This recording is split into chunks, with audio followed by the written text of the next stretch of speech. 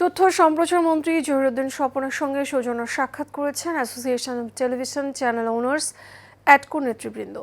গতকাল রাজধানীর বনানীতে মন্ত্রীর বাসভবনে অ্যাটকোর পক্ষ থেকে শুভেচ্ছা জানানো হয়।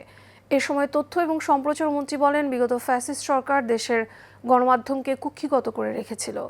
গণমাধ্যমের কোনো স্বাধীনতা ছিল না। বর্তমান সরকার গণমাধ্যমের স্বাধীনতায় বিশ্বাসী এবং তথ্যের অবাধ প্রবাহ নিশ্চিত করবে। সেই সঙ্গে বস্তুনিষ্ঠ সংবাদ পরিবেশনের আহ্বানও জানান মন্ত্রী। এ সময় উপস্থিত ছিলেন অ্যাটকোর সভাপতি অঞ্জন চৌধুরী, মহাসচিব আব্দুস সালাম, অ্যাটকোর পরিচালক এবং এশিয়ান টেলিভিশন এবং রূপায়ণ গ্রুপের চেয়ারম্যান লিয়াকত আলী খান মুকুল সহ অন্যান্য পরিচালকবৃন্দ। সেটাই হবে ইলেকট্রনিক মিডিয়া আরও বেশি। এটা ওনাদের কাছে আমি মনে করি না যে ওনারা কেবলমাত্র এটা একজন ব্যবসায়ী হিসাবে একটা ব্যবসা উদ্যোগ হিসাবেই দেখেন। আমি নিশ্চিত না যে ব্যবসায়ী উদ্যোগের বাইরেও এর যে একটা সামাজিক যে দায় দায়িত্ব আছে এবং ওনাদের এই ব্যবসা প্রতিষ্ঠানের যে ওনাদের প্রফিটের বাইরে যে একটা বিরাট রোল আছে এবং সেই রোলটাকে আমরা কিভাবে গণমুখী করতে পারি এবং কিভাবে সেখানে রাষ্ট্র সরকার ওনাদেরকে কিভাবে ফ্যাসিলিটেট করতে পারে, আমরা এইভাবেই বিষয়টা দেখি।